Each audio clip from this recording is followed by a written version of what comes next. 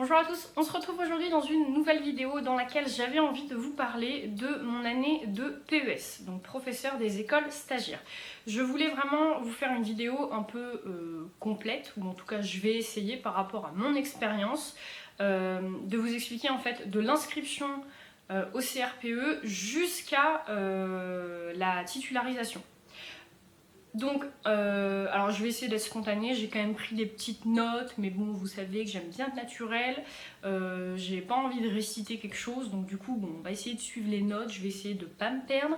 Et je voulais aussi en profiter pour vous remercier pour tous les messages que j'ai reçus par rapport à ma dernière vidéo, où je vous parlais de mon organisation pour le CRPE, et en fait j'ai eu plein de messages, mais trop mignons, enfin avec beaucoup de bienveillance, qui me disaient que je vous remotivais, que je vous donnais de l'espoir. Enfin, franchement, je suis trop contente, en vrai, ça me fait vraiment trop plaisir. Si je peux apporter ne serait-ce qu'une petite once de... bah voilà, d'espoir dans ce cheminement et dans ce parcours un peu compliqué pour l'obtention du CRPE, et ben j'en suis ravie. Et puis voilà, c'est tout ce que je voulais dire. Donc, je vais vous parler maintenant de mon année. Alors, premièrement, quand vous vous inscrivez au CRPE, donc vous vous inscrivez, grosso modo c'était en septembre je crois, pour le CRPE, donc du coup qui a lieu en avril. Quand vous vous inscrivez, dès lors de l'inscription, on va vous demander d'établir une liste de vœux. Mais c'est vraiment, voilà, en gros, hein, parce que c'est juste les vœux, le classement des vœux du département. Alors, qu'est-ce que je raconte ? Vous avez vous avez des départements dans votre académie, vous devez les classer par ordre de préférence. Moi, donc j'ai mis le 95 en premier, et ben c'est ce que j'ai obtenu. Et en fait, c'est par rapport au classement final au concours que vous obtenez le vœu numéro 1 ou le vœu numéro 2, etc. etc. Donc voilà, ensuite, s'ensuit toutes les révisions, etc. jusqu'à l'obtention, Voilà. Une fois que vous avez obtenu votre concours, alors là c'est la panique à bord pour beaucoup, moi la première, hein, j'étais complètement en transe, parce que vous savez pas du tout en fait qu'est-ce qu'il faut faire, où il faut aller, etc. Pas de panique en fait, dès lors que vous allez avoir le concours, vous allez recevoir 3 milliards de mails, donc no panique. Hein. Vous allez être un petit peu guidé, hein, donc tout va bien se passer. Et donc, dans ces mails-là, notamment, moi je me souviens qu'on nous expliquait qu'il y allait avoir des réunions à l'ESP.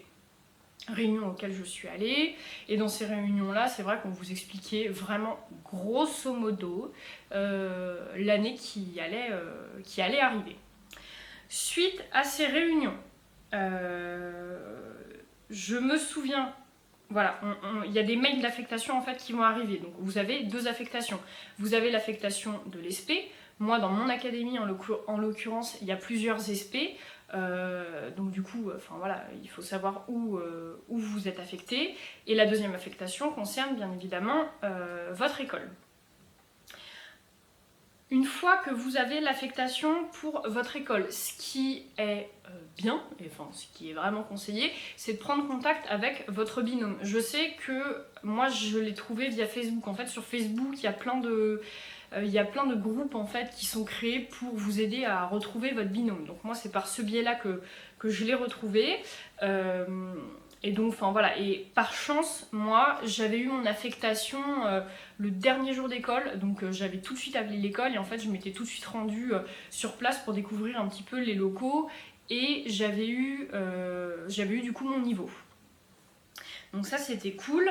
Après, un conseil que j'ai à vous donner, parce que c'est pareil, j'ai reçu quand même pas mal de messages de gens du coup qui venaient d'obtenir leur concours et qui me disaient qu'est-ce que tu me conseilles, qu'est-ce que je dois faire pour préparer ma rentrée, voilà, j'ai reçu des mails, des messages un petit peu en ce sens.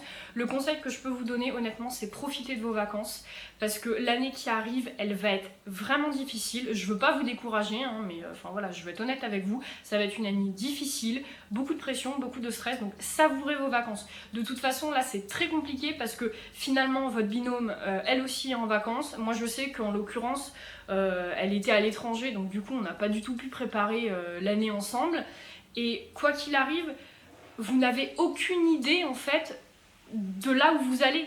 En fait, c'est un métier tout nouveau pour vous et vous savez pas du tout où vous mettez les pieds. Donc, en fait, là, vous allez préparer à l'aveugle. Et moi, c'est vraiment quelque chose que j'avais pas envie de faire. J'avais pas envie de préparer à l'aveugle et me rendre compte qu'en septembre, que tout ce que j'avais fait en fait en juillet et en août, ça servait à rien. Donc du coup, j'ai complètement... je me suis dit, c'est bon, c'est les vacances. Tu laisses tomber. J'avais préparé un petit peu, genre des trucs un peu bateaux, les responsabilités. Je m'étais fait mon... Comment on appelle ça, mon journal de bord. Je reviens. Désolée, nous avons été coupés. Donc, je disais, oui, ne pas travailler à l'aveugle parce que, enfin voilà, vous savez pas du tout où vous allez mettre les pieds et vous allez certainement faire du travail pour rien. Moi, ce que j'avais fait en fait, c'est que toute ma période 1, finalement, j'ai vraiment préparé mon année. C'est-à-dire que le soir, après la journée, forcément, je me posais et puis je commençais à préparer mon année. Je me fixais vraiment des objectifs réalisables, c'est-à-dire que le lundi, pardon, le lundi, je me disais, bon bah voilà, tu vas préparer la programmation en anglais.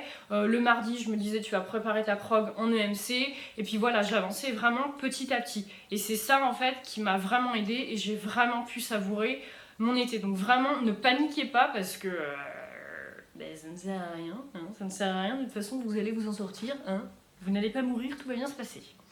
Donc, voilà, le travail à l'aveugle. Donc ensuite, bon bah voilà, s'en passe les vacances.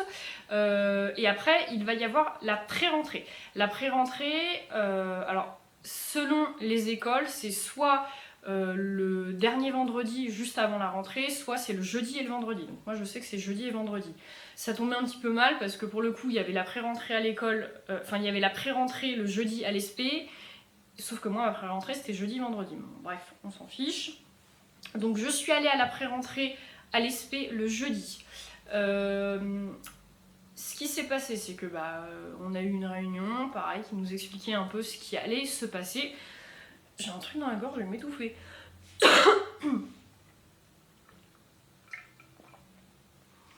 Et du coup, moi, ce que j'ai appris, et alors là, je suis tombée totalement des nues, c'est que, alors en fait, pour vous expliquer, quand vous passez en fait par un parcours un peu atypique comme le mien, où c'est une reconversion professionnelle, où vous êtes passé par la 3e voie, de ce fait, vous n'avez pas de master et vous êtes dispensé de master. Mais vous devez quand même suivre une formation à l'ESP. Moi, dans mon SP, j'étais affiliée en fait à un master 2. Il n'y avait pas un groupe dédié en fait pour ce qu'on appelle les parcours adaptés. Les parcours adaptés et les M2, ils étaient mélangés ensemble. Donc, on était affiliés à une classe de M2. Il faut savoir que eux, les M2, ils préparent leur master et donc du coup leur formation sera diplômante. À la fin, ils auront leur master. Nous, les parcours adaptés, notre formation, enfin si elle est diplômante parce qu'on obtient un diplôme universitaire, mais on n'obtient pas de master 2. La différence entre les deux, c'est que les Master 2, eux, vont devoir faire un mémoire, et donc bien évidemment, ils le savaient qu'ils allaient devoir faire un mémoire, et nous, les parcours adaptés, on doit faire un TSNR, donc c'est un travail scientifique de nature réflexive. Chose que j'ai appris le jeudi de la pré-rentrée. Alors écoutez, j'ai été complètement paniquée, je ne savais pas du tout ce qu'il fallait faire, et en fait, cette pré-rentrée consiste finalement à choisir la matière pour laquelle on va travailler notre TSNR. Voilà. Vous avez 2 heures pour choisir votre matière et votre sujet. La grosse blague. Donc, bon, du coup, voilà, vous devez ce jour-là choisir la matière et grosso modo votre sujet, parce que nous, on a dû remplir un Google Doc et on devait expliquer en fait ce qu'on avait envie de faire. Mais moi, on m'avait jamais parlé de ça, donc du coup, j'ai brodé un petit peu avec ce que j'avais un petit peu en tête, et du coup j'ai choisi de travailler en mathématiques et l'approche ludique en fait pour le cycle 2, etc. Mais si vous voulez, je vous en parlerai en message privé si ça vous intéresse, ou je pourrais même faire une vidéo si vous voulez. Et donc voilà, ça c'était vraiment la grosse partie à l'ESP. Et oui, pour continuer concernant les Master 2 et les parcours adaptés, donc les PA, c'est pareil tout au long de l'année. En fait, vous allez faire strictement la même chose, vous allez suivre les mêmes cours. Par contre, les évaluations, Alors parfois elles seront les mêmes, parfois elles seront pas les mêmes, mais quoi qu'il arrive, vous ne serez pas notés pareil. C'est-à-dire que les M2, eux, ils ont une note sur 20, et nous, les PA, on a une appréciation. Donc c'est insatisfaisant, satisfaisant, enfin c'est un genre de truc comme ça. Donc voilà, c'est ça la seule différence. Ensuite, voilà, et donc après vous avez votre pré-rentrée aussi à l'école, donc du coup moi ça c'était le lendemain. La pré-rentrée à l'école, elle consiste à découvrir votre classe, l'arranger, l'aménager un petit peu comme vous voulez, et vous avez surtout des réunions pour préparer la rentrée. Et alors là c'est vraiment, vous êtes jeté dans le grand bain total, c'est-à-dire que le lundi vous vous retrouvez face aux élèves et vous êtes en mode qu'est-ce que je fous là, mais voilà, ça va bien se passer, hein. Il faut, hein, de toute manière. Et donc voilà, donc ça c'est un petit peu toute la rentrée. Ensuite, pour parler un petit peu du déroulé de l'année, toute l'année vous allez avoir des visites. Ces visites-là auront pour objectif de valider votre année ou non, donc d'être titularisé à la fin de l'année ou pas. Vous allez avoir des visites du terrain, c'est-à-dire que c'est des maîtres formateurs en fait qui vont venir vous visiter, et vous allez avoir des visites aussi de l'ESP. Donc c'est-à-dire qu'à l'ESP, vous allez avoir un tuteur, et c'est ce tuteur-là qui vous suivra toute l'année et qui viendra vous visiter. En gros, il y a 3 visites du terrain et 3 visites de l'ESP. Grosso modo, c'est ça, ça peut être plus, ça peut être moins, mais en gros, c'est ça. Quand vous êtes visité, donc en fait, en gros, je vous explique vraiment pour moi, hein, je sais pas si ça se passe partout comme ça, mais moi en tout cas, quand j'étais visitée par exemple du matin, donc de 8h30 jusqu'à la récréation de 10h. À 10h, mes élèves étaient répartis, et de 10h à 11h30 jusqu'à la pause déjeuner, en fait, j'étais en entretien avec la personne qui me visitait. Ça c'était pour le terrain, mais par exemple quand mon tuteur SP venait, lui fonctionnait différemment. Il venait par exemple toute la matinée, mes élèves n'étaient pas répartis du coup, et on faisait l'entretien en fait pendant la pause déjeuner. Je vous avoue que c'était crevant, parce que la visite finalement elle dure 3 heures, et franchement mais c'est... on va pas se mentir, c'est vrai que pendant la visite, on a envie d'être irréprochable, et du coup c'est quand même beaucoup de pression, donc c'est vrai qu'à la fin de la visite on est lessivé. Donc voilà, ça c'était moi mes visites, comment elles se déroulaient. Concernant les visites, à la fin de la visite, en fait, donc le tuteur va faire un rapport qu'il vous enverra par la suite, que vous devez lire, que vous devez signer, et que vous devez ensuite lui renvoyer ou lui redonner la prochaine fois pour que ce soit archivé dans votre dossier. Cette visite-là, en fait, elle va générer une note. Vous avez une note en fait entre 1 sur 4, 1 étant le meilleur, 4 étant le moins bien, le pire on va dire. Ce qu'on nous explique à l'ESP, c'est qu'au départ, en général, vous allez avoir 3. Alors c'est sûr que 3 c'est pas la meilleure note, mais pas de panique, vous débutez dans le métier, donc vous n'allez pas avoir tout de suite 1. Je crois même pas que ce soit possible, mais voilà, vous allez avoir en général 3. 4 c'est très très rare, parce qu'en fait quand on vous met un 4, c'est qu'il y a une mise en danger d'un élève. Donc voilà, 4, faut vraiment quand même y aller pour pouvoir avoir un 4. Moi, juste pour info, si ça vous intéresse, mes notes, j'ai eu par le tuteur SP, j'ai eu 2 visites et j'ai eu 2 et 2 comme notes. Et par ma tutrice, ma maître formatrice terrain, elle m'a visité 3 fois et j'ai eu 2, 1, 1. Voilà, ça c'était mes notes. Si ça peut vous intéresser. Ensuite, donc ça c'était les visites. Ensuite, SP, oui ça je vous l'ai dit, TSNR mémoire. Ah oui, à l'ESP, moi j'étais en 2 jours 2 jours. C'est-à-dire que le lundi et le mardi j'étais à l'ESP, et le jeudi et le vendredi j'étais dans ma classe. Dans mon SP ça fonctionne comme ça, mais je sais que j'ai des copines qui elles sont en 3 semaines, 3 semaines. Je peux pas vous dire si c'est mieux, si c'est... J'en ai aucune idée, parce que je connais pas du tout ce rythme-là. Moi, le 2 jours 2 jours, j'avoue que ça m'a bien convenu quand même, parce que c'est vrai que malgré que l'ESP ce soit beaucoup de pression, parce que finalement, oui, on retourne à l'école, et puis on devient un peu bipolaire en fait, à la fin de cette année, parce que finalement, le lundi, mardi, vous êtes élève, et le jeudi, vendredi, vous êtes prof. Du coup, on a les 2 casquettes, c'est un peu bizarre. Et le lundi, mardi, finalement, voilà, il y a quand même des attentes, on doit rendre des évals, c'est un peu... Enfin voilà, c'est beaucoup de pression et le jeudi, vendredi, bah enfin voilà, vous avez votre classe à gérer, vous devez préparer votre classe, donc c'est énormément de travail, énormément de pression.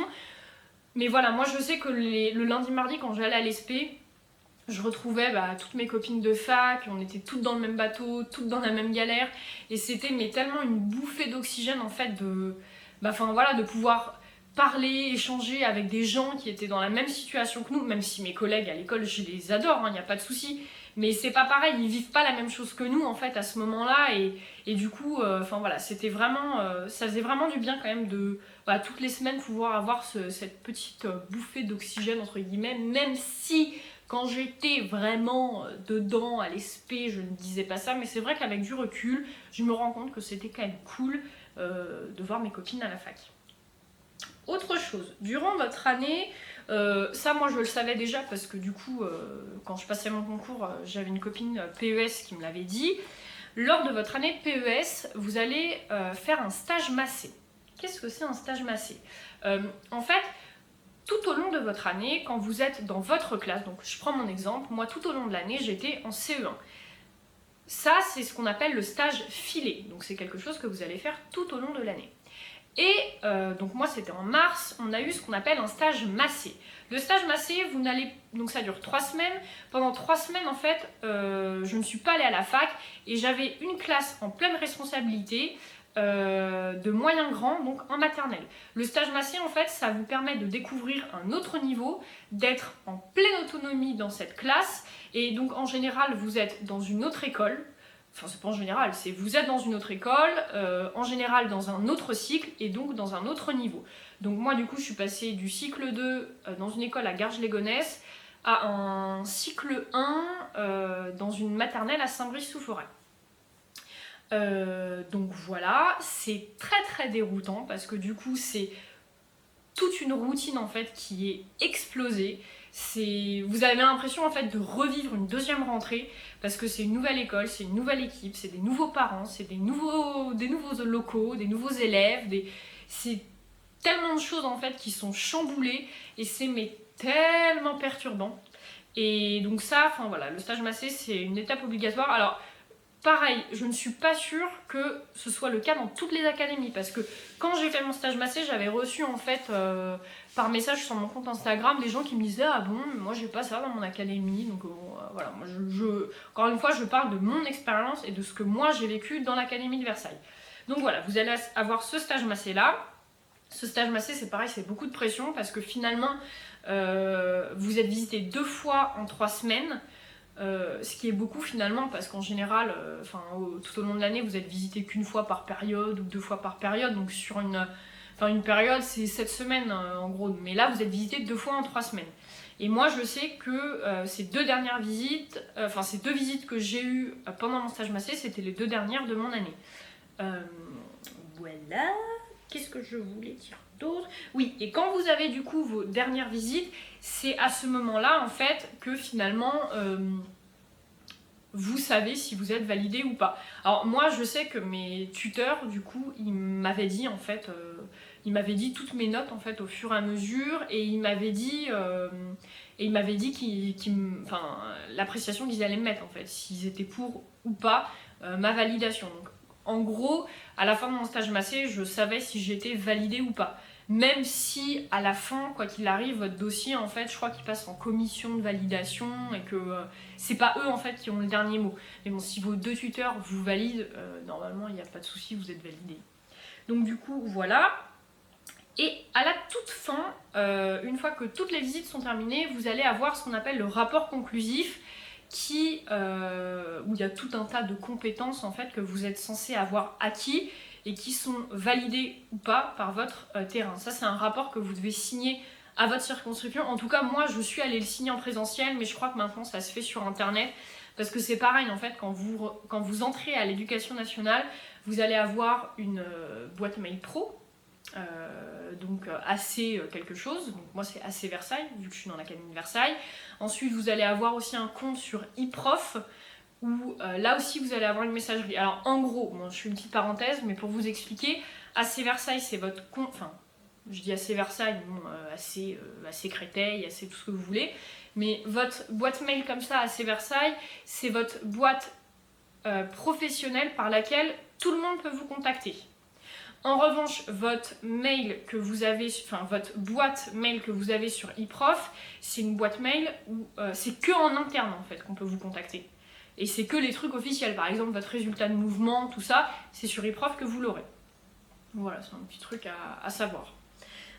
Et c'est sur eProf aussi que vous allez avoir un petit peu vos informations, par exemple quelle école vous êtes, vos coordonnées, le nombre d'enfants que vous avez, tout ça, enfin voilà, tout ça c'est sur eProf.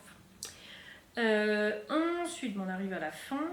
Bah oui, on arrive à la fin. Et là, la dernière chose que je voulais vous parler aussi, c'était du mouvement, parce que le mouvement fait partie intégrante de cette année finalement, parce qu'à la fin de votre année, c'est quand que j'ai fait mes vœux, je sais même plus. On perd tellement la notion du temps pendant cette année, c'est incroyable. Et donc du coup, le mouvement. Alors le mouvement cette année, d'après ce que j'ai compris, c'était un peu compliqué parce qu'il est arrivé assez tardivement.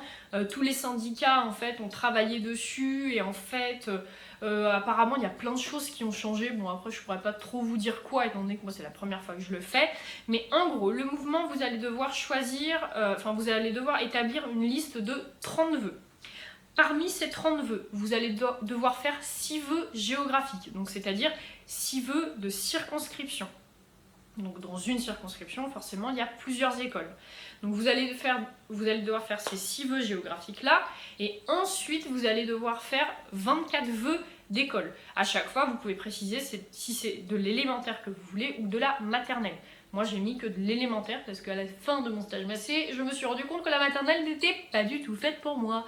Donc du coup, j'ai mis que de l'élémentaire. Alors pareil, ils nous disent, voilà, c'est mieux de mettre les vœux géographiques avant, etc.